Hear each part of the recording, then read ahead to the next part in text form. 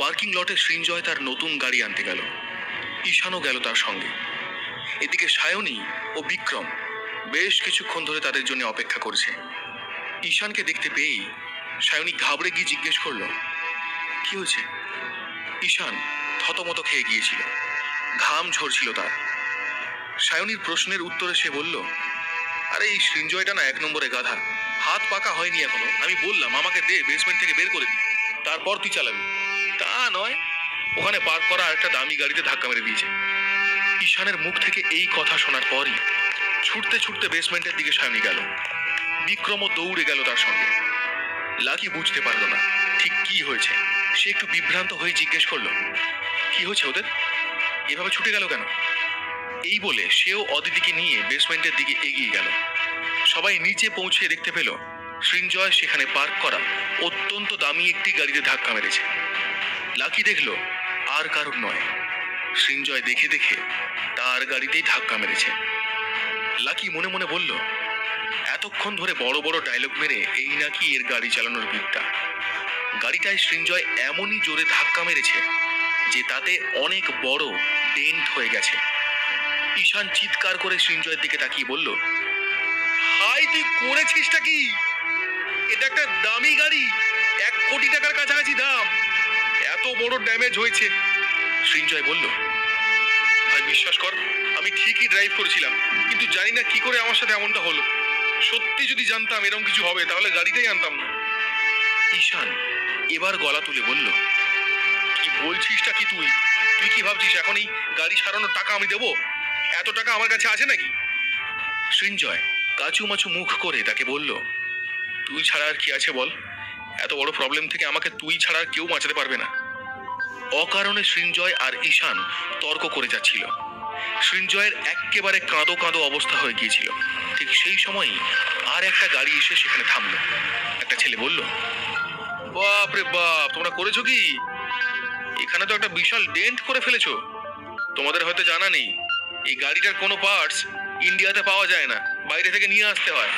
আর তোমরা যা করেছো তার জন্য কমপক্ষে 6-7 লাখ টাকার খরচা আছে। এই বলেই ছেলেটি তার গাড়ি নিয়ে হুশ করে বেরিয়ে যায়। এই কথা শুনে সৃঞ্জয় কাঁদো কাঁদো গলায় বলে উঠল, হোয়াট, 6 লাখ? এত টাকা পাবো কোথায়? বাবার কাছে চাইলে আমাকে মেরে ফেলবে। সৃঞ্জয়ের মনে হলো তার মাথায় যেন আর অক্সিজেন পৌঁছচ্ছে না। তার সারা শরীর অসাড় হয়ে গেল। নিজেকে কিছুতেই শান্ত করতে পারল না সে। কি করা যায়, কি করা যায় ভাবতে ভাবতে মাটিতেই বসে পড়ে সৃঞ্জয়। এত টাকা তার কাছে ছিল না যে গাড়িটা ঠিক করবে। আবার তার বাবা ছিল খুবই কড়া। সে জানতো কোনো মতেই তার বাবা তাকে এত টাকা দেবে না। সে যখন মাথায় হাত দিয়ে বসে পড়লো, সবাই বুঝতে পারলো সৃঞ্জয় একটা বিরাট ভুল করে বসেছে। আর লাকি পুরো ব্যাপারটার মজা নিল। তার মনে হলো আর যাই করুক, এরা যেন এখান থেকে তাড়াতাড়ি কেটে পড়ে, তবেই না সে গাড়িটা নিয়ে বেরোতে পারবে। সৃঞ্জয়ের অবস্থাটা তখন যেন ভাঙবে কিন্তু মচকাবে না গোছের হয়ে গেছে। কারণ সামনে যে অদিতি রয়েছে, এতক্ষণ ধরে এত বড় লোকি চাল দেখিয়ে যদি গাড়িটা সারাতে না পারে, কাপুরুষের মতো চলে যায়, তাহলে যে তার ভাবমূর্তি নষ্ট হবে। এমনই একটা সময় লাকি বলে উঠল, তোমরা এখান থেকে চুপচাপ চলে যাচ্ছ না কেন? আর যাই হোক, কেউ তো আর দেখেনি যে তোমরা এই গাড়িতে ধাক্কা মেরেছ। এত দামি একটা গাড়ি যার কাছে আছে, সে নিশ্চয়ই 7 লাখ টাকা দিয়ে এই ডেন্ট রিপেয়ারও করে ফেলবে। তোমরা এত ভেবে করবে কি? সৃঞ্জয়ের 12টা 5-এর মতো মুখ দেখে লাকি মনে মনে খুব হাসলো। সে ভাবলো, ভালো সময় বেশিক্ষণ থাকে না। এতক্ষণ যে অহংকার দেখালো, এত বড় বড় কথা বলল, সে এখন ভিজে বেড়াল হয়ে গেছে। সৃঞ্জয় এই একটা সুযোগ পেল লাকির উপর নিজের যাবতীয় রাগ বের করার। খুব চিৎকার করে সৃঞ্জয় বলল, তোমার মাথায় কি গোবর ভরা আছে? তুমি দেখতে পাচ্ছ না পার্কিং এরিয়াতে এত সিসিটিভি ক্যামেরা লাগানো আছে? আমি এখান থেকে পালিয়ে গেলে তো পুলিশ এরপর আমার বাড়ি গিয়ে কড়া নাড়বে। আমার পরিবারের কতটা অসম্মান হবে তোমার জানা আছে? সৃঞ্জয় যতই চিৎকার করে, লাকির ততই হাসি পায়। সায়নী এই ফাঁকে সুযোগ পেয়ে বলল, না না, এভাবে পালিয়ে যাওয়া কখনোই ঠিক হবে না। বোকা বোকা কথা বলিস না লাকি। বিক্রম সুযোগের সদ্ব্যবহার করে খুব খারাপভাবে লাকিকে বলল, লাকি, আমি কখনো ভাবতে পারিনি তোর পোশাক আশাকের মতোই চিন্তা ভাবনাও এত খারাপ, নিম্নমানের। তুই তুই আমাদের জায়গায় থাকলে এভাবে পালিয়ে যেতিস? এই তোর কলেজে পড়াশোনা করার নমুনা? এতগুলো বছর তো তাহলে তুই পড়াশোনা করিসনি, এসব ছোট মানসিকতাই শিখেছিস। সৃঞ্জয়ের রাগ আরও বাড়তে লাগলো। লাকির উপরে সেই রাগ বের করে সে বলল, আমি কি তোমার মতো নাকি? তুমি কি ভাবছো 6 লাখ টাকা আমার জন্য একটা বড় অঙ্ক?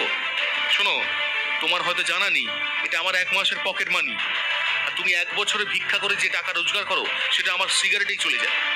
হঠাৎই কেমন যেন ভোল বদলে গেল সৃঞ্জয়। এই বলে সে অদিতির দিকে তাকিয়ে থাকলো। লাকি মনে মনে ভাবলো, হাট বাজ একটা, শো অফ করা ছাড়া কিচ্ছু জানে না। ওর কথা যদি সত্যি হতো তাহলে ওরকম করে মাথায় হাত দিয়ে বসে থাকতো না।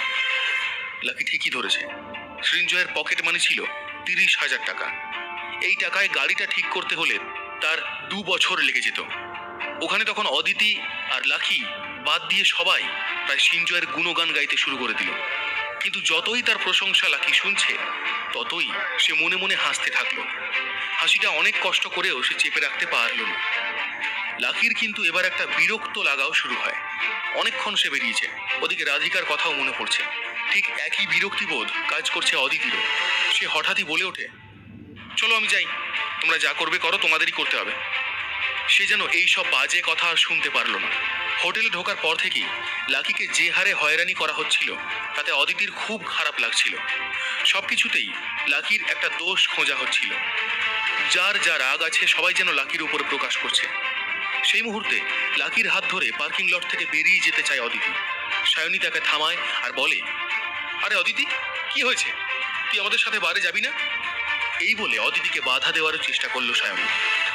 বিক্রম তখন যোগ করলো, হ্যাঁ অদিতি, তুমি তো আমাদের সাথে গাড়িতে যাবে, আর লাকি যাবে বাসে করে। ও আমাদের পিছু পিছু আসবে, মাঝে ট্রাফিকে ফেঁসে যাবে, ঘেমে নিয়ে একসা হয়ে তারপর ওখানে পৌঁছাবে। বিক্রম আর সায়নী বারবার অদিতিকে জোর করলো, কিন্তু তার আর যাওয়ার ইচ্ছা হলো না। বিক্রম চেয়েছিল একবার অন্তত লাকি দেখুক যে অদিতি তার সাথে তার গাড়িতে তার পাশে বসে যাচ্ছে। অদিতির সোজা উত্তর, না, আমার ভালো লাগছে না, তোরা যা, এনজয় কর, আমি লাকির সাথে চলে যাব। আর আমার এত দামি গাড়ি পোষায় না, আমার জন্য বাসই ভালো। অদিতির মুখ থেকে এই কথা শুনে সৃঞ্জয় আর বিক্রম দুজনেই অবাক দৃষ্টিতে তার দিকে তাকালো। আর লাকির সেই মুচকি হাসি, যে হাসি অনেক কথা বলে দিয়ে যায়। পিছন থেকে একটা ছেলের বেশ ভারিক্কি কণ্ঠস্বর ভেসে এলো, আরে এখানে কি হচ্ছে নাকি? সেই ছেলেটা স্পটে এসে দেখলো গাড়িটাকে 4 থেকে 5 জন মিলে ঘিরে ধরে আছে। তখন তার মনে হলো এখানে নিশ্চয়ই কিছু একটা গন্ডগোল হয়েছে। আর তাদের দেখা মাত্রই চিৎকার করে ছেলেটা বলল, কে করেছে এটা? কে করেছে? ধমকানি শুনে সৃঞ্জয় আর দেরি করলো না, গড় গড় করে বলে দিল সে কি কাণ্ডটাই না ঘটিয়েছে।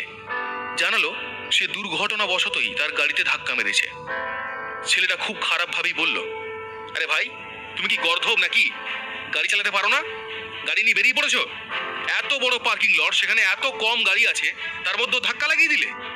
এই গাড়িটার কত দাম তোমার জানা আছে? চোখে দেখতে পাও না? ছেলেটা সৃঞ্জয়কে তীব্র তিরস্কার করলো, আর সৃঞ্জয় মাথা নামিয়ে সব হজম করে গেল।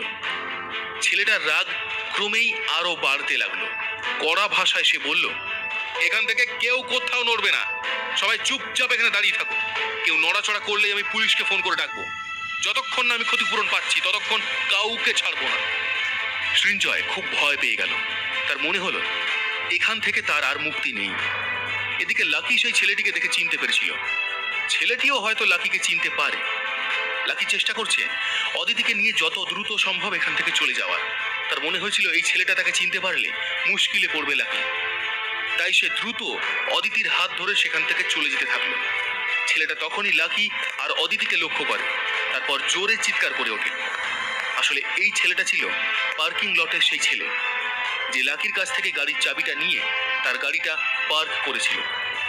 লাকিকে সে দূর থেকে বুঝতে পারেনি। তাকে চলে যেতে দেখে সে চিৎকার করে উঠল, এই দাঁড়াও, ওখানে দাঁড়াও বলছি। লাকি দৌড়তে থাকলো। তার পিছু পিছু দৌড়ে এলো ওই পার্কিং এর ছেলেটাও। এদিকে সায়নী, ঈশান, সৃঞ্জয়, বিক্রম কিছু বুঝতে পারলো না যে ঠিক কি হচ্ছে। ওরাও পিছু পিছু দৌড়তে থাকে। তাদের কাছে পুরো ব্যাপারটা খুবই লজ্জাজনক ঠেকলো। অদিতিও বুঝতে পারলো না লাকি কেন দৌড়াচ্ছে। সেও তার সঙ্গে দৌড়াচ্ছে ঠিকই, কিন্তু বড্ড বিভ্রান্ত হয় অদিতি। কিছুক্ষণের মধ্যেই ছেলেটি লাকির জামাটা পিছন থেকে ধরে ফেলে। প্রচন্ড ধমকানি দিয়ে লাকিকে বলে, তুমি কি ভেবেছো এখান থেকে এইভাবে দৌড়ে পালিয়ে বাঁচবে? একটা বড় লোকের গাড়িতে ধাক্কা মেরে এবার পালানোর চেষ্টা করছো? লাকি মুখ ঘোরাতেই ছেলেটা অবাক হয়ে যায়। ছেলেটা তখন বলে, আরে স্যার, আপনি আপনি কেন পালাচ্ছিলেন? ছেলেটা আরো কিছু বলতে যাবে, তার মাঝেই লাকি তাকে থামালো। সাধারণত যারা এই ধরনের দামি গাড়ি চালায় তাদের বয়স অন্তত 40 বছর হয়। পার্কিং লটে ছেলেটা আজ প্রথম দেখলো লাকির মতো একটা কম বয়সী ছেলের এত দামি গাড়ি। লাকি তার দিকে ফিরে এমন ভাবে তাকালো, সে ভাবলো তার চাকরিটা হয়তো আজই গেল।